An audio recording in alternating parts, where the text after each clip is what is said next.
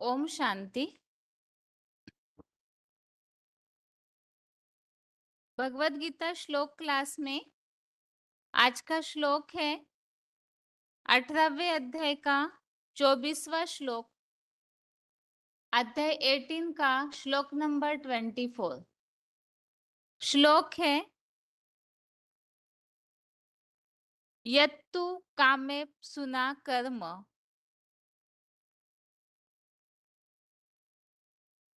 साह कारेण वा पुनः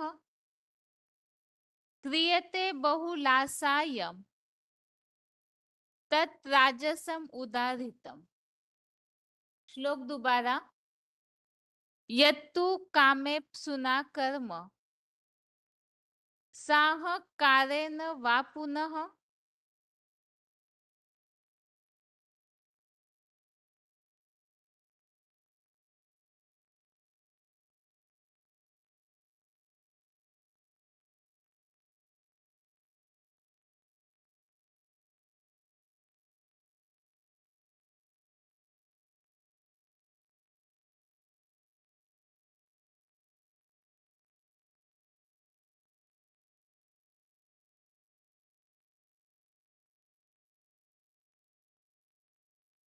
अठारहवें अध्याय का 24वां श्लोक है यत्तु कामे सुना कर्म साह कारेण वा पुनः क्रियते बहुलासायम तत् राजसम उदाहृतम। श्लोक दोबारा, यत्तु कामे सुना कर्म साह कारेण वा पुनः क्रियते बहुलासायम तत् राजसम उदाहृतम। श्लोक एक बार फिर से,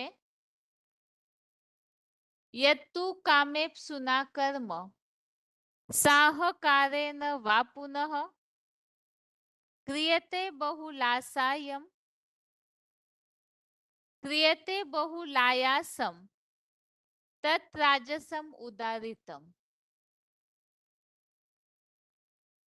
श्लोक का संधि विच्छेद है यत् तु कामे सुना कर्म साह कारेण वा पुनः क्रियते बहुलायासम तत् राजसम उदाहृतम। श्लोक का संधि विच्छेद दोबारा, यत् तु कामे सुना साह कारेण वा पुनः क्रियते बहुलायासम तत् राजसम उदाहृतम।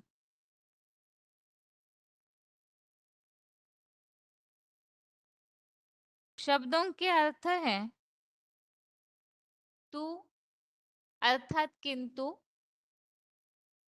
कामेप सुना अर्थात कामना वाले व्यक्ति द्वारा, साह कारेण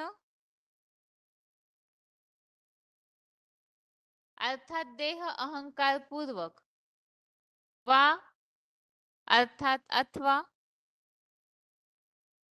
बहुलायासम अर्थात बड़े परिश्रम पूर्वक, यत कर्म अर्थात जो कार्य, पुनः अर्थात बार बार,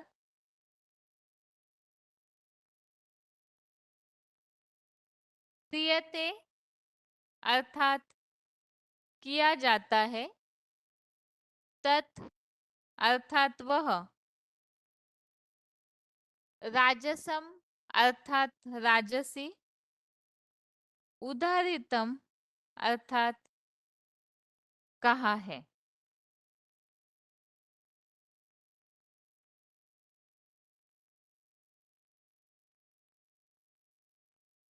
शब्दों के अर्थ दोबारा, तू अर्थात किंतु, कामेप सुना अर्थात कामना वाले व्यक्ति द्वारा, साह कारेण अर्थात देह अहंकार पूर्वक, वा अर्थात अथवा, बहुलायासम अर्थात बड़े परिश्रम पूर्वक, यत कर्म अर्थात जो कार्य, पुनः अर्थात बार बार, क्रियते अर्थात किया जाता है, तत् अर्थात वह, राजसम अर्थात राजसी, उदाहरितम अर्थात कहा है। श्लोक का अर्थ है, किंतु कामना वाले व्यक्ति द्वारा देह अहंकार पूर्वक अथवा बड़े परिश्रम पूर्वक जो कार्य बार बार किया जाता है वह राजसी कर्म कहा है।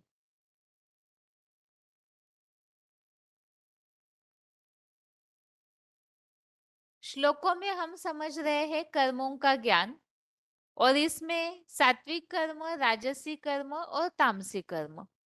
सात्विक कर्म के लिए हमने समझा है, एक तो कर्मों का ज्ञान अर्थात सबको आत्मिक दृष्टि से देखना, वो है सात्विक कर्म का ज्ञान। राजसी कर्म वाले जो है वो दूसरों को देह भान से देखते हैं, और तामसिक कर्म वालों की बुद्धि समझा हमने संकुचित भावना वाली होती है। इसी तरह से सात्विक कर्म करने वाले जो है, इनके लिए हमने इस तरह से समझा था कि सात्विक कर्म वाले जो है वो नित्य नियम पूर्वक और आसक्तिहीन होकर फल की इच्छा को छोड़कर सतयुगी भाव से जो कर्म करते हैं वो सात्विक कर्म कहा गया है। ऐसे ही राजसी कर्म के लिए आज के श्लोक में समझाया है, एक तो फल की कामना रखते हैं, दूसरा देह अहंकार पूर्वक, परिश्रम पूर्वक, मेहनत से जो कार्य बार बार किया जाता है वो राजसी कर्म कहा जाता है। श्लोक का यहाँ क्लैरिफिकेशन सहित अर्थ है, किंतु स्वार्थ में दैहिक फल की कामना वाले व्यक्ति द्वारा अपने ही विनाशी देह अहंकार पूर्वक अथवा बड़े परिश्रम पूर्वक किसी लगाव के कारण जो कार्य बार बार अत्यंत कठिनाई से किया जाता है वह द्वैतवादी, कर्म घमंडी, विदेशी या विधर्मियों का राजसी कर्म कहा है।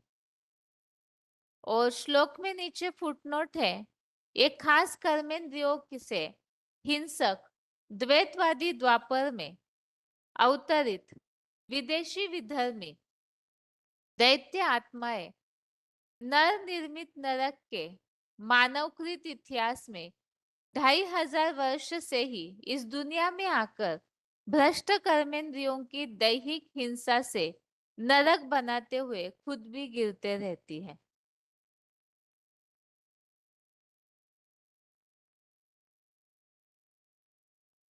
तो श्लोक में मुख्य बात ये बताई है, एडवांस नॉलेज के आधार से हम दो तरीके से इस बात को समझ सकते हैं। एक तो ब्रॉड ड्रामा में जो कर्म किए जाते हैं, सतयुग त्रेता युग में तो सात्विक कर्म होते हैं, क्योंकि उस समय आत्मिक स्थिति में ही रहकर सारे कर्म किए जाते हैं।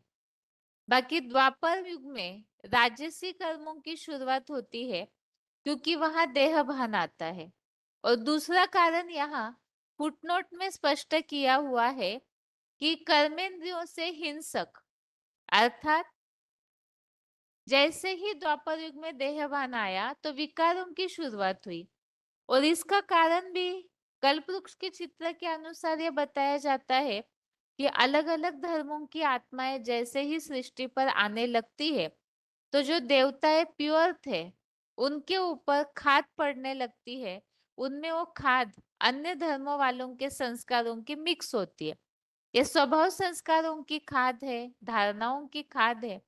ऐसी मिक्सचरिटी के कारण ही विधर्मियों का जो प्रभाव है द्वापर युग से आता है, तो ये दैत्य आत्माएं नर जो करे सो नरक, इस अनुसार 2500 वर्ष की हिस्ट्री में भ्रष्ट कर्मेंद्रियों की दैहिक हिंसा से नरक बनाते आए और खुद भी गिरते रहते हैं। तो यहाँ ये बात समझाई हुई है, जैसे अलग अलग धर्म वाले आए तो उन्होंने तो देवताई राज्य देखा ही नहीं है, तो उनमें देहभान की मात्रा बढ़ जाती है। और ऐसी देहभान की मात्रा बढ़ने के कारण वो भ्रष्ट कर्मेंद्रियों के कर्मों को महत्व देते हैं, जिससे कि सृष्टि का पतन होता है। और ये जो देहभान वाला भ्रष्ट कर्मेंद्रियों का कर्म है, हिंसा वाला, इसी के कारण ही सृष्टि का पतन होता है। और इसी बात के लिए यह श्लोक में स्पष्ट किया है, स्वार्थ में दैहिक फल की कामना वाले व्यक्ति द्वारा अपने ही विनाशी देह अहंकार पूर्वक, बड़े परिश्रम पूर्वक अथवा किसी लगाव के कारण जो कार्य बार बार किया जाता है और अत्यंत कठिनाई से किया जाता है। यह चौथे अध्याय में एक श्लोक हमने समझा था पहले ही, यस्य सर्वे समारंभा काम संकल्प वर्जिता। वास्तव में गीता में तो ये आदेश दिया हुआ है, इस दुनिया की जो कर्म है वो काम संकल्प से रहित होने चाहिए, तो वो कर्म सात्विक होंगे।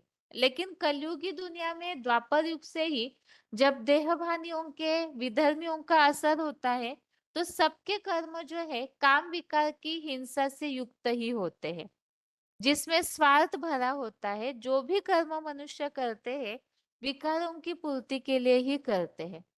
इसी बात के लिए यहाँ बताया हुआ है, स्वार्थ में दैहिक फल की कामना वाले व्यक्ति द्वारा अपने देह के सुख की जो इच्छाएं हैं उसे पूरा करने के लिए बहुत मेहनत से और विशेषकर लगाव के कारण जो कार्य बार बार और अत्यंत कष्टपूर्वक कठिनाई से किया जाता है, और द्वैतवादी कर्म घमंडी विदेशी या विधर्मियों का राजसी कर्म कहा है। तो सार ये है, एक तो अटैचमेंट पूर्वक और कामनाओं के कारण विशेषकर विकारों की पूर्ति हेतु जो कर्म बार बार किए जाते हैं। आज की दुनिया में सारी दुनिया ही कर्म प्रधान है, और उसका कारण है क्योंकि वो अपनी जो इच्छाएं हैं, विकारी भावनाएं हैं, उनकी पूर्ति के लिए ही बहुत मेहनत करते हैं। जैसे कि सतयुग में आत्मिक स्थिति होती है, तो उसके लिए भी हमने समझा है, नैव तस्य कृते नार्थो ना कृते नेह कश्चन। देवात्माएं जो है उन्हें कोई भी कर्म करने की आवश्यकता नहीं, क्योंकि आत्मिक स्थिति में है, प्रकृति के अधीन नहीं है, तो उनके लिए प्रकृति सुख मुहैया कराती है। लेकिन द्वापर युग से प्रकृति के अधीन हो गए, देह भान में आए, तो देह की पूर्ति के लिए जो कामनाएं इच्छाएं अनेक प्रकार की होती है, उनके लिए फिर कर्म प्रधान बनते हैं। जिसे ही चार वर्णों में ये सृष्टि बटी हुई है, तो द्वापर युग से जो कर्म किए जाते हैं उन्हें बोला गया है वैश्य क्वालिटी के कर्म। जैसे द्वापर युग से विराट रूप के चित्र में भी ये सृष्टि जो भाग चार भागों में बांटी है, तो उसमें वैश्यों को भी पेट के जगह पे दिखाया जाता है। तो इसका कारण भी ये है, एक तो विकारी भावनाओं को महत्व देते हैं, दूसरा कर्म प्रधान हो जाते हैं। जिसके लिए वार्तालाप 1544 डिस्कशन नंबर 1544, इसमें इस तरह से बताया हुआ है,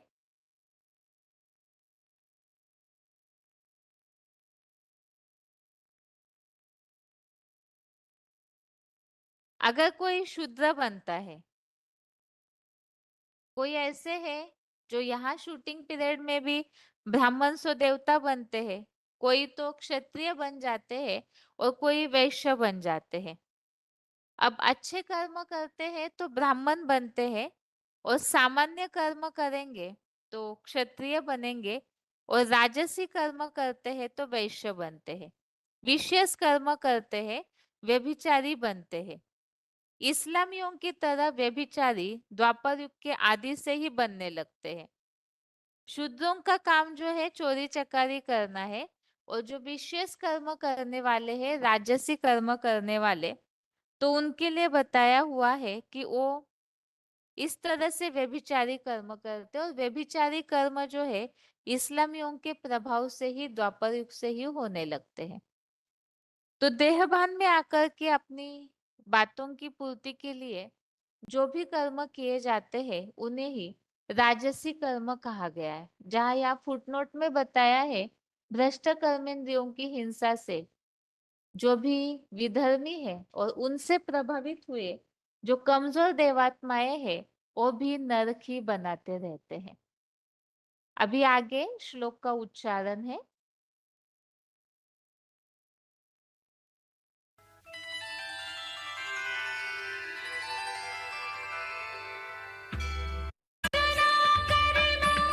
सुखदाई सात्विक कहा जाता है। देखिए गीता के तीसरे अध्याय का 9वां श्लोक, अध्याय 18 का 24वां श्लोक।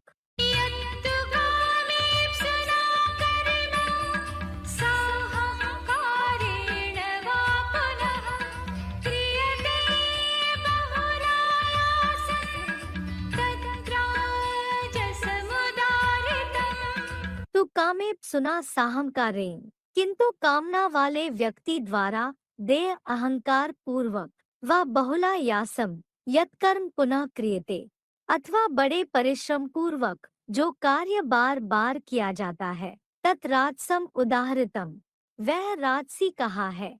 तो कामे सुना साहंकारेण व बहुलायासम यत्कर्म पुनः क्रियते तत् राजसम उदाहृतम। भावार्थ, किंतु स्वार्थ में दैहिक फल की कामना वाले व्यक्ति द्वारा अपने ही विनाशी देह अहंकार पूर्वक अथवा बड़े परिश्रम पूर्वक किसी लगाव के कारण जो कार्य बार बार अत्यंत कठिनाई से किया जाता है, वह द्वैतवादी कर्मघमंडी विदेशी या विधर्मियों का राजसी कर्म कहा है। फुटनोट, ये खास कर्मेंद्रियों से हिंसक द्वैतवादी द्वापुर में अवतरित विदेशी विधर्मी दैत्य आत्माएं ही नरनिर्मित नरक के मानवकृत इतिहास में 2500 वर्ष से ही इस दुनिया में आकर भ्रष्ट कर्मेंद्रियों की दैहिक हिंसा से नरक बनाते हुए खुद भी गिरती रहती हैं। अध्याय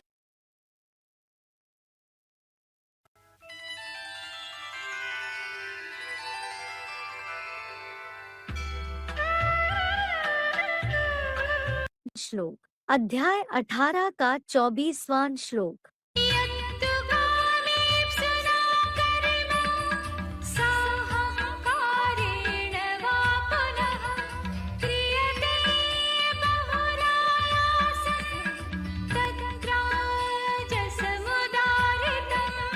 तो कामे सुना साहम कारेण, किंतु कामना वाले व्यक्ति द्वारा देह अहंकार पूर्वक व बहुलायासम यत्कर्म पुनः क्रियते, अथवा बड़े परिश्रम पूर्वक जो कार्य बार बार किया जाता है, तत् राजसम उदाहृतम, वह राजसी कहा है। तो कामे सुना साहंकारेण व बहुलायासम यत्कर्म पुनः क्रियते तत् राजसम उदाहृतम। भावार्थ, किंतु स्वार्थ में दैहिक फल की कामना वाले व्यक्ति द्वारा अपने ही विनाशी देह अहंकार पूर्वक अथवा बड़े परिश्रम पूर्वक किसी लगाव के कारण जो कार्य बार बार अत्यंत कठिनाई से किया जाता है, वह द्वैतवादी कर्मघमंडी विदेशी या विधर्मियों का राजसी कर्म कहा है। फुटनोट, ये खास कर्मेंद्रियों से हिंसक द्वैतवादी द्वापुर में अवतरित विदेशी विधर्मी दैत्य आत्माएं ही नरनिर्मित नरक के मानवकृत इतिहास में 2500 वर्ष से ही इस दुनिया में आकर भ्रष्ट कर्मेंद्रियों की दैहिक हिंसा से नरक बनाते हुए खुद भी गिरती रहती हैं। अध्याय 18 का 25वां। अभी श्लोक में जो बात आई है कर्म घमंडी बनते हैं, कर्मों के प्रति घमंड, और ये विधर्मियों का ही काम है और उसका प्रभाव किस तरह से पड़ के देवात्माएं भी नीचे गिरते हैं, वो बात यहाँ बताई हुई है कि वास्तव में भ्रष्ट कर्मेंद्रियों की हिंसा के द्वारा द्वापर युग से देहभान के कारण इस सृष्टि का पतन होता है और वही राजसी कर्म है। ये VCD नंबर है 2853, VCD नंबर 222853 होता है। और जब जुग में चढ़ता है तो बड़ा फूल जाता है, लंबा चौड़ा हो, हिंसक हो जाता है ना, है? बहुत भयंकर हिंसक हो जाता है और अचानक हमला करता है। ऐसे ही ये जो देह में कर्म इंद्रियां हैं और कर्म इंद्रियों का जो युग आता है उनमें मुख्य कर्मेंद्रिय वो कामेंद्रिय है जिसमें हाँ अचानक उत्तेजना ऐसी आती है कि वो हिंसा किए बगैर रह नहीं सकता। तो ये द्वैतवादी द्वापर युग कहा जाता है, क्योंकि वहां से ही दूसरे दूसरे धर्म पिताएं दूसरा धर्म स्थापन करते हैं। उन दूसरे धर्मों के आधार पर राज्य स्थापन होते हैं दूसरे दूसरे है, और दूसरे दूसरे कुल स्थापन होते हैं। इस्लाम, बौद्ध, क्रिश्चियन, ये वंश है ना, और ऐसे ही उनकी भाषाएं अलग अलग। तो द्वैतवाद हो गया ना, 2, 2 से 4, 4 से 8, ये बढ़ते जाते हैं। तो उस द्वैतवादी दुनिया में ये जो देह का अंग है जैसे शास्त्रों में उन्होंने लिख भी दिया है क्या कि जब नई दुनिया बनेगी तो ये कामदेव जो है हुई है ये काम अनंग, ये कामदेव अनंग, अनंग माने अंगहीन रहेगा है। और वो स्वर्ग की दुनिया जब पूरी होती है श्रेष्ठ कर्म जो किए हैं भगवान ने आकर जो श्रेष्ठ कर्म सिखाए उनका खात्मा होता है, तो वो देव आत्माएं भी नीचे दुनिया में द्वैतवादी दुनिया में नरक की दुनिया में गिरती है। तो वहां नरक की दुनिया में आकर के वो अंग धारण कर लेता है कामदेव। क्या वो अंग दिखाई पड़ता है, बड़ा रूप धारण करता है कि नहीं? हाँ, तो जो बड़ा रूप धारण कर दिखाई पड़ता है उसे कर्म इंद्रिय कहा जाता है। ये कर्म की इंद्रिय जो है वो कहते हैं वो कौरवों की जो मिसाल दी जाती है वो किसकी संतान थे? कहते हैं वो द्वापर युगी कुरु की संतान थे। कुरु माने करो, कैसे करो? कर्म इंद्रियों से कुछ करते रहो, करो, चाहे मुख्य कर्मेंद्रिय से करो चाहे गौण कर्मेंद्रियों से करो, करो। अरे माना भगवान को याद करो या न करो, लेकिन कर्मेंद्रियों से करोगे हाँ तो कुछ बनोगे और संसार में हाँ सुख शांति बढ़ेगी, ऐसे समझते। तो ये कौरव जो कुरु की औलाद कहे जाते हैं वो सुख शांति बढ़ाते हैं कि दुख और अशांति बढ़ाते हैं है? दुख और अशांति बढ़ाते हैं ना। तो ये द्वापर युग से कर्म घमंडियों की दुनिया शुरू होती है। क्या इस्लामी, बौद्धी, क्रिश्चियन और इनके जो फॉलोअर्स सहयोगी धर्म पिताएं और उनके फॉलोअर्स जो धर्म के मानने वाले लोग हैं वो कर्म करना कर्म इंद्रियों से प्रधानता देते हैं, क्योंकि भगवान के तो अनेक रूप बताए दिए द्वापर युग में, और जितने भी धर्म पिताएं आते हैं वो सभी धर्म पिताएं इस षष्ठी रूपी रंगमंच पर अपने को सबसे जास्ती पावरफुल समझते हैं। और प्रैक्टिकल में ऐसा देखने में भी आता है, जब वो धर्म पिताएं आते हैं चाहे इब्राहिम, बुद्ध या क्राइस्ट कोई भी हो, तो उस समय में उनका मुकाबला करने वाला कोई भी ज्ञान में होता ही नहीं जो उनको डाउन कर सके। देवताएं तो सुख भोगते भोगते पहले ही डाउन हुए पड़े।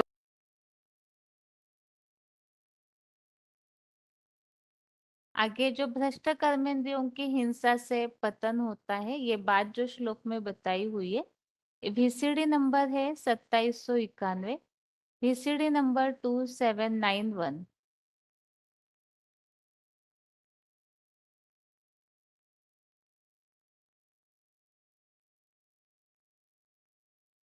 वो सुख फिर ऋषि मुनियों ने भोगा, जिन्होंने ब्रह्मचर्य को बहुत महत्व दिया है। वही सुख अब दूसरे धर्म में कन्वर्ट होने वाले भारतवासी भी भोग रहे हैं। वही सुख भोग रहे हैं, या प्रभावित हो गए तो कर्मेंद्रियों का सुख भोग रहे हैं। भ्रष्ट कर्मेंद्रियों का सुख भोग रहे हैं। इससे सुख जो है उसकी वो जो क्या कहते हैं लंबाई बहुत क्षीण हो गई। इतनी क्षीण हो गई कि 24 घंटे का ज्यादा से ज्यादा समय भाग दौड़ मेहनत में लगाए देते हैं, और थोड़ा समय के लिए क्षण भंगुर सुख भोगने के लिए उसमें भी संतुष्टि नहीं मिलती। तो बताया क्या कहेंगे इनको? कहेंगे कि ये धर्म नहीं है, भ्रष्ट धर्म और भ्रष्ट कर्म। धर्म भ्रष्ट कर्म भ्रष्ट माना ही भ्रष्टाचारी बन गए। टाइटल तो देते हैं ना एक दो को, क्या देते हैं, बोलते भी हैं ये दुनिया कैसी बन गई, भ्रष्टाचारी दुनिया बन गई। कैसे आचरण करने वाली? भ्रष्ट इंद्रियों से भ्रष्टाचरण करने वाली बन गई। भ्रष्टाचरण क्या होता है? दूसरों को दुख देना, हिंसा करना, ये भ्रष्ट आचरण होता है। और दूसरों को सुख देना, अहिंसक बन के रहना, उसको कहते हैं श्रेष्ठ आचरण। तो श्रेष्ठ आचरण तो श्रेष्ठ इंद्रियों से ही किया जा सकता है, भ्रष्ट इंद्रियों से तो भ्रष्ट आचरण ही होगा। तो अभी कहते तो सब हैं कि ये दुनिया भ्रष्टाचारी है, पर अपन को कोई भ्रष्टाचारी कहते नहीं। एक तुलसीदास जी हुए विद्वानों के बीच में, ऐसे बड़े विद्वान कवि, जिन्होंने अपने लिए लिख दिया मैं पतितन को राजा है। मैं पतित तो भ्रष्टाचारी होते हैं ना। क्या पतित होते हैं? जो शक्ति है ना वो क्षीण करते रहते हैं। शरीर में शक्ति है, स्त्रियों में भी पुरुषों में भी। क्या शक्ति है? रज और वीर की जो मूल शक्ति है उसको क्षीण करते। उन क्षीण करने वालों में वो एक आत्मा निकली जो सच्ची है। आज से 400-500 वर्ष पहले ही उन्होंने अपने धर्म ग्रंथ में लिख के रख दिया कि मैं हूं पतितों का राजा, भ्रष्टाचारियों का बड़ा भ्रष्टाचारी। आगे श्लोक में जो बात आई है, फल की कामना रख करके फिर स्वार्थपूर्वक भावना से कर्म किए जाते हैं। तो इस प्रसंग में, इस वार्तालाप में ये बात स्पष्ट की हुई है कि वास्तव में नियम तो ये है कि कर्म फल की इच्छा के बिना कर्म करने चाहिए, लेकिन वैसे न करके जो राजसी कर्म करने वाले हैं वो कर्मों की फल की इच्छा रख करके कर्म करते हैं। उसको सारी दुनिया देखने के लिए लालायित रहती है। मुसलमान लोग, अंग्रेज लोग कहते हैं पैराडाइज वाले हैं, उनसे भी ज्यादा ऐसा कहते हैं, ऐसा लिखा है। इसका मतलब क्या है? कर्म किया, और जो हमने कर्म किया, मान लो ईश्वरीय सेवा ही की, और उसका फल हम इसी जीवन में चाहते हैं। इस करोड़पति की हमने सेवा की, वो ज्ञान में निकल आया, अब वो हमारे लिए सेंटर बना दे, मिनी मधुबन बना दे, हम उसमें जाकर के इंचार्ज बने। तो कर्म फल यही लेने की इच्छा कर ली, गलत काम किया या अच्छा काम किया? गलत काम किया। कर्म फल को त्याग करना ये अच्छी बात है। इस जीवन में हमें कुछ भी नहीं चाहिए, हमें जो पाना था सो पा लिया। उसको कहते हैं ज्ञानी तू आत्मा। वो ज्ञानी तू आत्मा मुझे विशेष प्रिय है। वो बेसिक नॉलेज वाले प्रिय नहीं है। ये एडवांस नॉलेज में भी जो यहाँ धन्ना सेठ बन करके आगे चल के बैठ जाएंगे, ऊंची ऊंची गद्दियां जमा के बैठ जाएंगे, क्योंकि बेसिक वालों से एडवांस वाले आगे जाएंगे या पीछे रहेंगे? वो तो उनके भी बाप हैं। लेकिन इसी जीवन में पुरुषार्थ करना और इसी जीवन में मान मर्तबा ले लेना, ये ज्ञानी तू आत्मा की निशानी है क्या? है? हाँ, उसका अंतिम जो अंजाम होगा वो होगा डूबी जा डूबी जा। सब मान मर्तबा मिट्टी में मिल जाएगा। उस हिसाब से नंबरवार सब फेल हो जाते हैं। छुपा रुस्तम बाद में खुले। इसलिए बोला ज्ञानी तू आत्मा मुझे विशेष प्रिय है।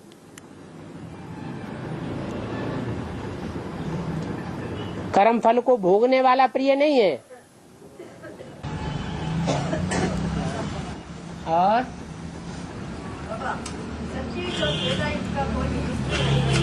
है सत्य युग और त्रेता युग का कोई हिस्ट्री नहीं है। हाँ जी। क्यों बाबा? और राम जयंती, कृष्ण जयंती, शिव जयंती सब मनाते हैं। हाँ, कैसे वो दिन लौकिक लोग कैलकुलेट करते हैं? ये संगम युग की यादगारें हैं।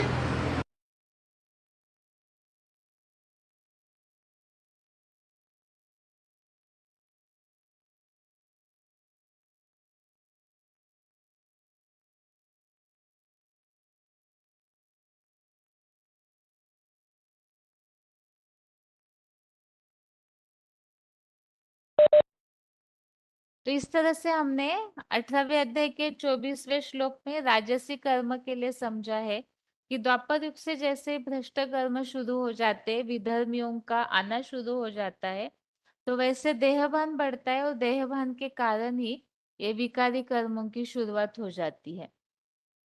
उसके कारण ही देहभान के कारण मेहनत भी करते हैं और साथ में कर्म फल की इच्छा भी रखते हैं।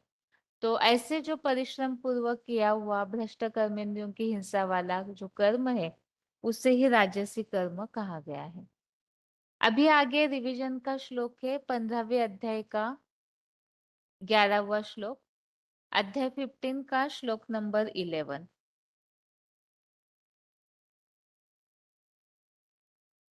पंद्रहवें अध्याय में हम इस तरह की बातों को समझ रहे थे, किस तरह से आत्मा अपने संस्कारों को ले जाती है, और जो विशेष जो बताया हुआ है कि जो ज्ञान नेत्र वाले जो है वही आत्मा को देख सकते हैं, बाकी जो मूढ़ जन है वो नहीं देख पाते हैं। आगे यहाँ श्लोक में 15वें अध्याय के 11वें श्लोक में बात चल रही है कि आत्मा को जो नहीं देख पाते हैं तो वो अनास्थावान नास्तिक बन पड़े हैं। श्लोक है यतन्तो योगिनश्चैनम पश्यन्ति आत्मनि अवस्थितम् यतन्तोऽप्यकृतात्मानो नैनं पश्यन्त्य चेतसः। श्लोक दोबारा, यतन्तो योगिनश्चैनम पश्यन्त्यात्मन् अवस्थितम् यतन्तोऽप्यकृतात्मानो नैनं पश्यन्त्य चेतसः।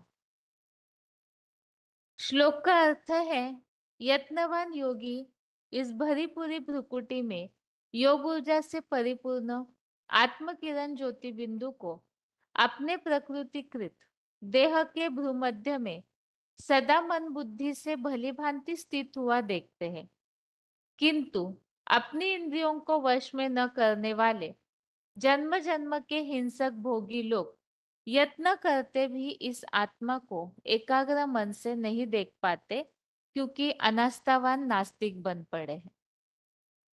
इस श्लोक में ये बात तो स्पष्ट है कि आत्मा को भ्रुकुटी के मध्य में स्थित हुआ देखना, इसकी प्रैक्टिस होनी चाहिए, और जो नहीं कर पाते हैं वो देहभानी है और नास्तिक है।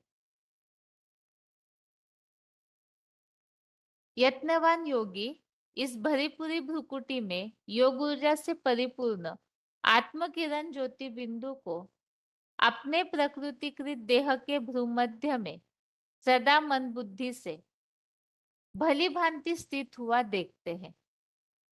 जो योगी जन है वो तो आत्मा को भ्रुकुटी के मध्य में स्थित हुआ देखते ही है, जिसके लिए हमने अध्याय 8 का श्लोक नंबर 9-10 ये जो जॉइंट श्लोक है इसमें इस बात को समझा है कि प्रयाण काले मनसा अचलेन भक्त्या युक्तो योग बलेन चैव भ्रुवोर मध्ये प्राणम आवेश सम्यक।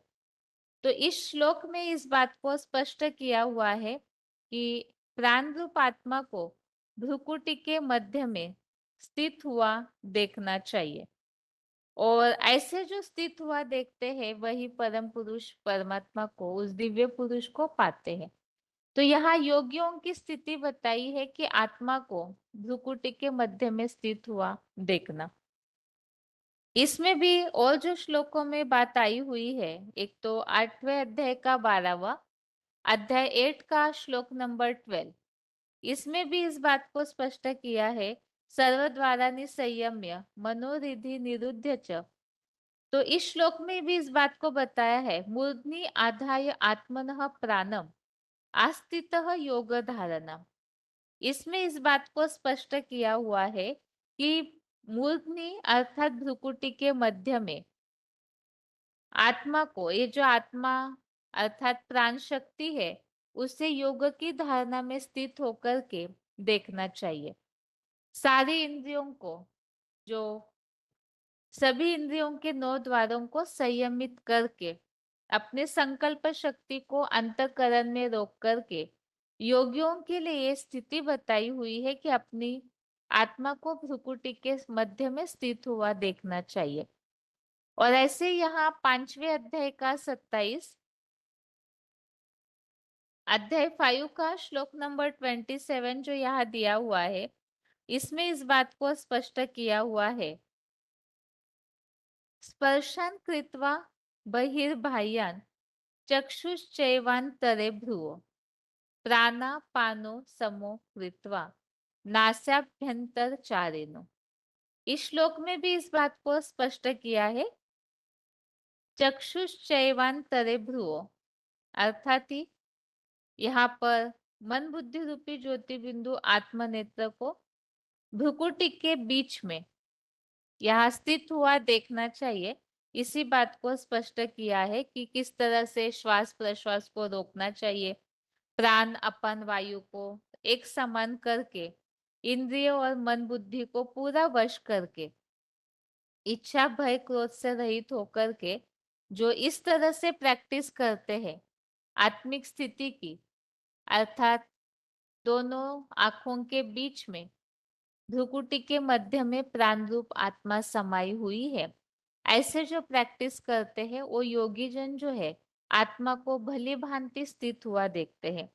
क्योंकि श्लोक में यह प्रसंग हमारा चल रहा है कि ज्ञानी जन जो है वही आत्मा को देख पाते हैं, मूढ़ जन नहीं देख पाते। देह भान में रहने वालों को आत्मा महसूस ही नहीं हो सकती है।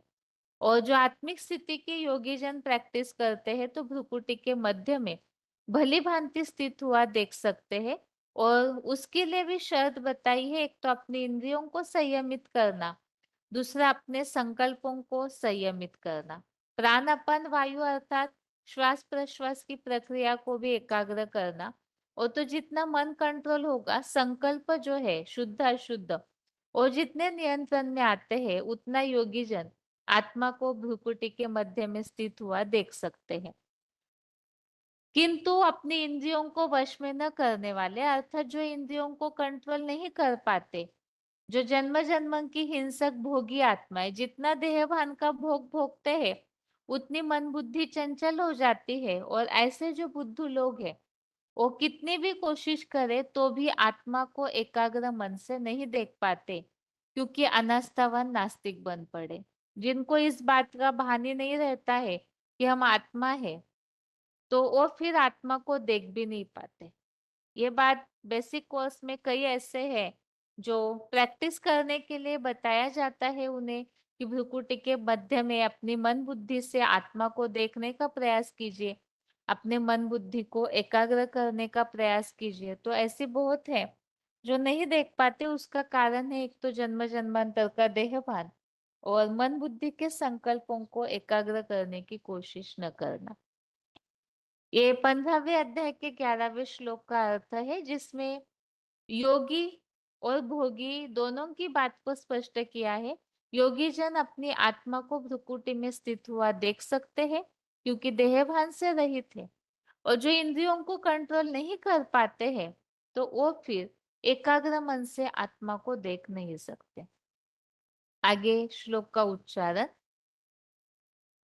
यतन्तो योगिनश्चैनं पश्यन्त्यात्मन्यवस्थितं यतन्तोऽप्यकृतात्मानो नैनं पश्यन्त्यचेतसा। यतनवान योगी इस भरी पूरी भ्रिकुटी में योग ऊर्जा से परिपूर्ण आत्म किरण ज्योति हीरो को अपनी प्रकृतिकृत देह के भ्रूमध्य मात्र में सदा मन बुद्धि से भली भांति स्थित हुआ देखते हैं, किंतु अपनी इंद्रियों को वश में न करने वाले जन्म जन्म के हिंसक भोगी बुद्धू लोग यत्न करते भी इस आत्मा को एकाग्र मन से नहीं देख पाते, क्योंकि अनास्थावान नास्तिक बन पड़े हैं। अनोरणीयाम सम अनुस्मृत्य, गीता के 8वें अध्याय का 9वां श्लोक। रुवोर मध्य प्राणमावेशे, गीता के 8वें अध्याय का 10वां श्लोक। चक्षुश्चैवान्तरे भ्रुवो, गीता के 5वें अध्याय का 27वां श्लोक। यतन्तो योगिनश्चैनं पश्यन्त्यात्मन्यवस्थितं यतन्तोऽप्यकृतात्मानो नैनं पश्यन्त्यचेतसा।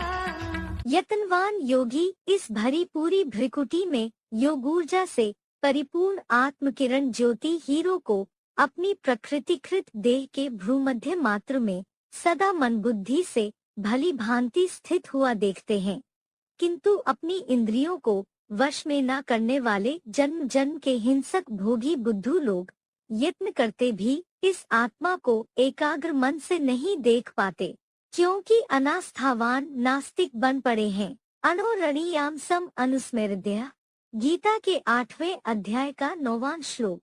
रुवोर मध्य प्राणमावेशे, गीता के 8वें अध्याय का 10वां श्लोक। चक्षुश्चैवान्तरे भ्रुवो, गीता के 5वें अध्याय का 27वां श्लोक।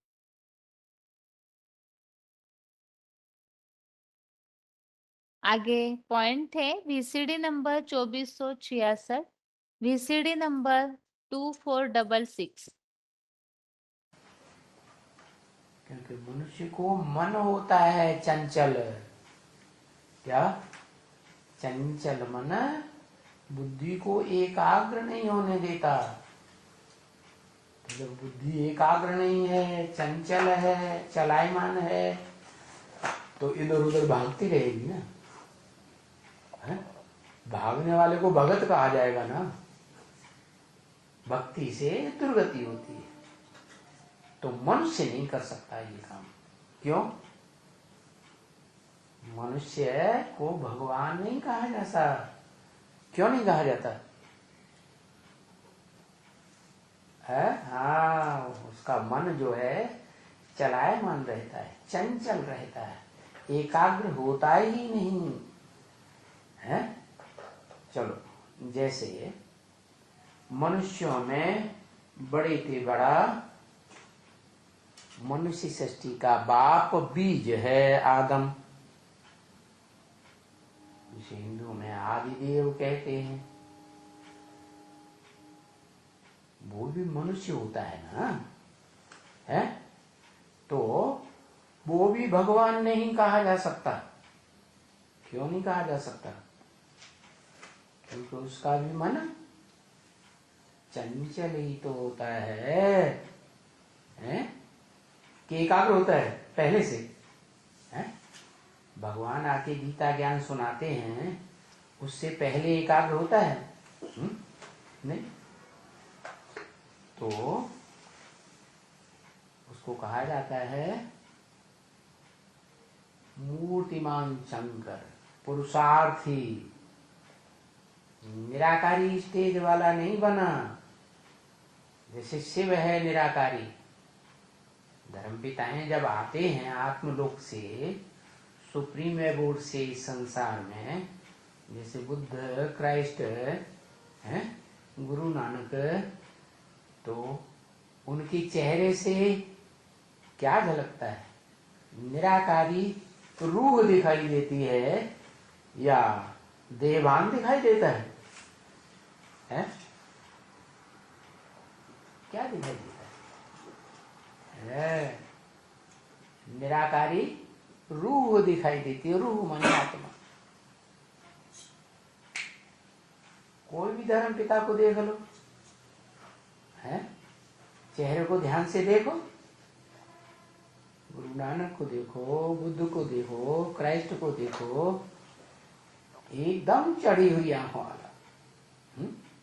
वो तो धर्म पिताएं हैं, लेकिन उन पिताओं का भी पिता, बाप का भी बाप, जिसे बाबा कहा जाता है, ग्रैंड फादर भी कहा जाता है? वो ग्रैंड फादर तो कितनी निराकारी स्टेज वाला। तो जब निराकारी स्टेज बन जाती है, आत्मिक स्टेज बन जाती है, आत्मा निराकार है ना, ज्योति बिंदु है, इतना सूक्ष्म ज्योति बिंदु कि उसकी लंबाई चौड़ाई माप तो है ही नहीं।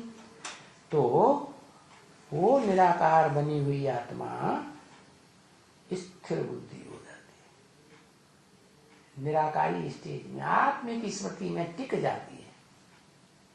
देह और देह के 5 तत्व और उस देह में जो इंद्रियां हैं, उन इंद्रियों का सुख का आकर्षण एकाग्र स्थिति में योगी को होता ही नहीं। उसमें एकाग्रता के कारण वशीकरण की शक्ति आ जाती है। क्या वो चाहे तो दुनिया में किसी को भी वशीभूत कर सकता है, लेकिन उसको कोई वशीभूत नहीं कर सकता। लेकिन है तो योगी नंबर 1। एक जैसी एकाग्रता सबके अंदर नहीं हो सकती। आगे VCD number 2528, VCD number 2528 27 minutes के बाद से लिया हुआ पॉइंट। आत्मा तो सूक्ष्म होती है ना, लेकिन जो देह अभिमानी होते हैं उनको आत्मा सूक्ष्म ज्योति बिंदु को याद करना कठिन होता है या सहज होता है? कठिन होता है ना, तो वो उस याद में तो टिके ही नहीं सकते। खास करके जो द्वैतवादी द्वापर युग से आत्माएं आती हैं, वो अपन को आत्मा समझने में भी मुसीबत उनको है। तो आत्मा सभी फिर बहुत मुसीबत से उस स्थिति में टिकती है, अपनी आत्मा की स्मृति में। तो फिर आत्माओं का जो बाप है उसकी स्मृति तो कठिन है। क्यों? कि वो किस में आता है ये पहचानना ही तो सबसे बड़ा ज्ञान है। क्या ज्ञान क्या है? ज्ञान माने जानकारी, पहचान। किसकी पहचान? कहते हैं खुदा निराकार है, निराकार की कैसे पहचान होगी? है कैसे पहचान होगी? अरे निराकार साकार तन में आएगा तभी तो पहचान होगी। तो कैसे पहचानेंगे?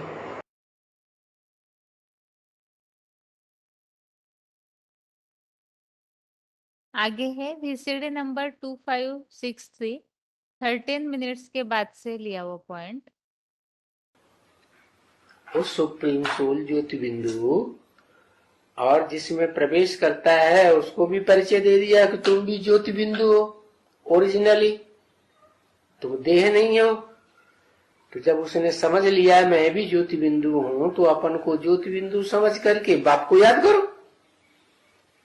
तो याद करता है तो इसमें क्या कमी है? पता नहीं चलता। ये कमी है कि जन्म जन्मांतर तो साकारियों को याद करते रहे, और अब इस जन्म में पता चला है हम तो निराकारी आत्मा ज्योति बिंदु है, तो स्थिरता हो जाएगी। प्रैक्टिस किस बात की पड़ी हुई है जन्म जन्मांतर की? साकार को याद करने की पड़ी हुई है या निराकार ज्योति बिंदु? वो तो मालूम ही नहीं था, तो याद करने की बात ही नहीं। भले गीता में आया है अणु अणियांशम, अणु से भी अनुरूप है आत्मा, लेकिन फिर शास्त्रकारों ने मुआलते में डाल दिया। कोई ने कहा अंगुष्ठे फिसल है, लो सब सत्यानाश कर दिया। फिर बता दिया मैं हजारों सूर्यों से कि समान तेजो मैं हूं।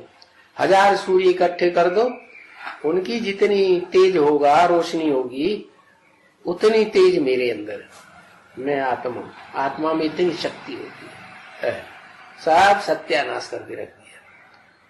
अब बाप आके बताते हैं कि मैं जैसे सूक्ष्म ज्योति बिंदु आत्मा अणु से भी अनुरूप हूं, ऐसे तुम बच्चे सभी आत्मा हो। प्राणी मात्र की आत्माएं अनुरूप हैं, लेकिन इतना सूक्ष्म अणु आत्मा है कि इन आंखों से तो दिखाई पड़ने की बात ही नहीं। लेकिन वैज्ञानिक लोग जिन यंत्रों से अति सूक्ष्म कीटाणुओं को देख लेते हैं, वो सूक्ष्म यंत्र भी क्या उस आत्मा को देख नहीं सकते, इतनी सूक्ष्म। क्योंकि बिंदु कहा जाता है, कितना भी छोटे से छोटा, छोटे से छोटा, छोटे से छोटा अणु से अणु बनाते चले जाओ, और जितना सूक्ष्म होगा उतना ज्यादा ताकतवर होता है।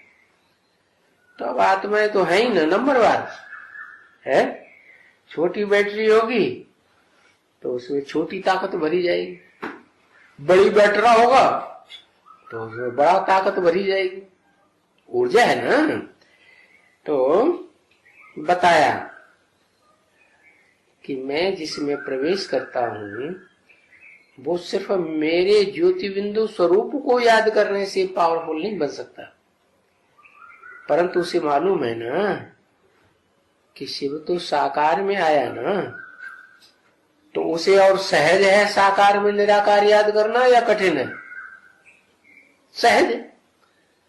तो जब ये बात समझ जाता है तो वो अपनी भ्रकुटी के मध्य में ही, जैसे गीता में लिखा है भ्रुवोर मध्य प्राणमावेश्य सम्यक, तो अंतकाल की प्रैक्टिस अभी से करना शुरू।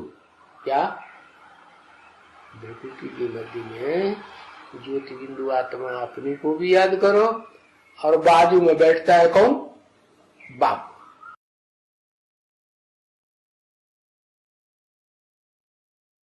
आगे है VCD नंबर 1063, VCD नंबर 1063।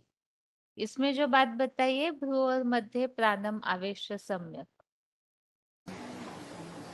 जो आत्मिक स्थिति में रहने में पक्के हो गए, आत्मिक स्थिति अर्थात रूप आत्मा, स्वयं प्रकाशित सितारे के समान आत्मा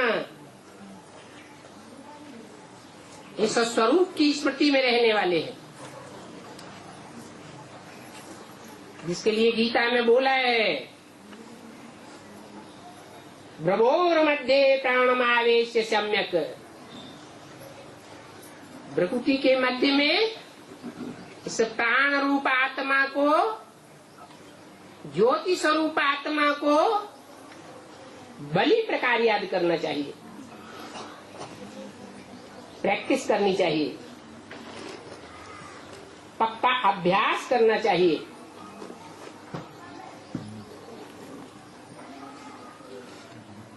अर्जुन ने भगवान से पूछा, गीता कहती है कि अर्जुन ने भगवान से पूछा, ये मन बड़ा ही चंचल है,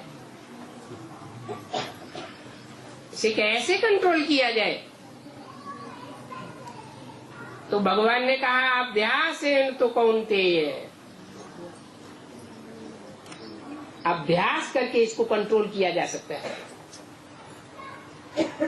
बार बार मन बुद्धि बाहर की ओर भागेगी, बहिर्मुखी बनेगी, बार बार बहिर्मुखी से खींचकर भ्रकुटी के मध्य में उस सितारे को याद करने की प्रैक्टिस करनी है।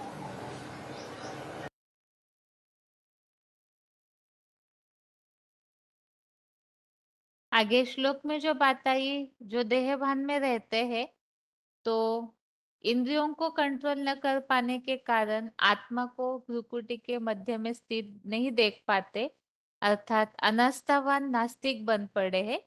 तो VCD नंबर 2652, VCD नंबर 2652। हाँ, आर्य समाज में भी दो गुट हो जाते हैं। क्या? उनको कहते हैं भारतीय कम्युनिस्ट। क्या? एक भारतीय कम्युनिस्ट और एक होते हैं मार्क्सवादी कम्युनिस्ट। ये मार्क्सवाद कौन से देश में चलता है ज्यादा?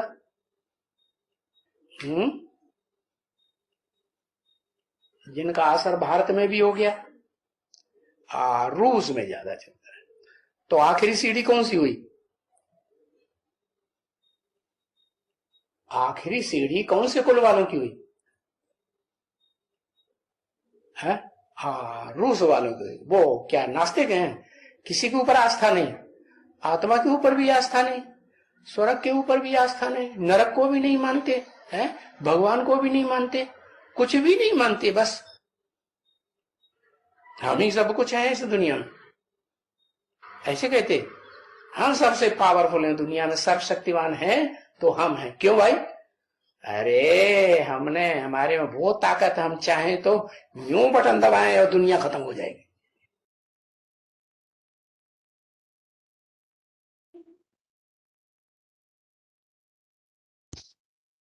आगे वार्तालाप नंबर 797, डिस्कशन नंबर 797। नास्तिकवाद की शुरुआत होती है आर्य समाजियों से, और आर्य समाज धर्म वाले ऐसी आत्माएं हैं कमजोर, जो सत्युग में 8वां नारायण के फॉलोअर बनते हैं। वो 8वें नारायण के फॉलोअर कच्चे से कच्चे ब्राह्मण परिवार के हैं। वो कच्ची कन्वर्ट होने वाली आत्माएं जैसे ही द्वापर शुरू होता है, कच्ची होने के कारण इस्लाम धर्म में कन्वर्ट हो जाती है।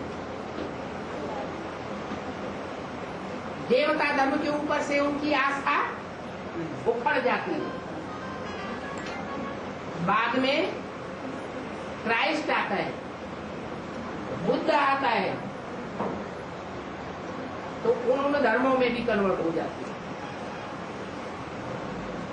माना इतनी कच्ची कमजोर आत्माएं हैं कि कोई भी धर्म के ऊपर उनकी आस्था टिकती नहीं है। चाहे बौद्ध धर्म आए, चाहे क्रिश्चियन धर्म आए, चाहे संन्यास धर्म आए, चाहे मुस्लिम धर्म आए, जो जो धर्म पिताएं आते गए उनके उनके धर्मों में कन्वर्ट होते गए, अपने पिछले धर्म को छोड़ते गए, उस धर्म के ऊपर से उनकी आस्था उखड़ती गई। तो जिनके जन्म जन्मांतर के संस्कार हैं, कोई भी धर्म पर आस्था उनकी टिकती नहीं है, अनास्थावान है। तो उनमें नास्तिकता सहज आ जाएगी या नहीं आएगी? सहज ही उनके अंदर नास्तिकता आ जाती है। वो कोई भी धर्म के ऊपर उनको आस्था नहीं रहती। इसलिए उनका नारा है, धर्म निरपेक्ष राज्य। हम ऐसे राज्य की स्थापना करेंगे जिसमें हमें किसी धर्म की अपेक्षा नहीं, किसी धर्म के ऊपर हमको आस्था नहीं।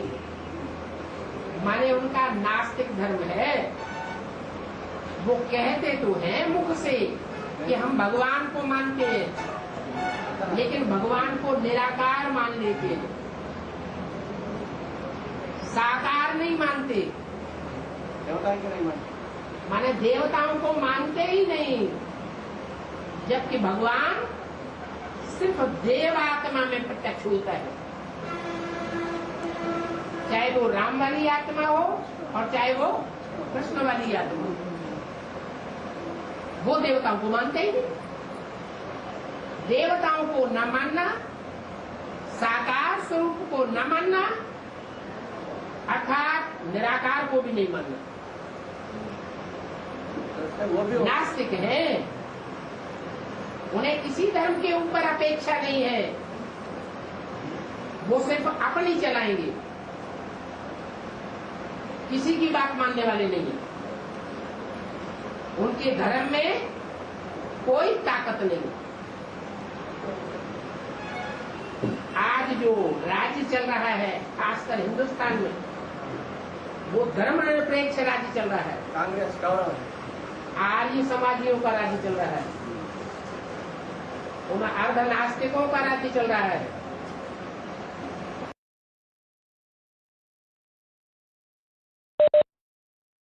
अभी आज के श्लोक को एक बार रिवाइज करके आज का क्लास पूरा करते हैं। 18वें अध्याय का 24वां श्लोक है। अध्याय 18 का श्लोक नंबर 24।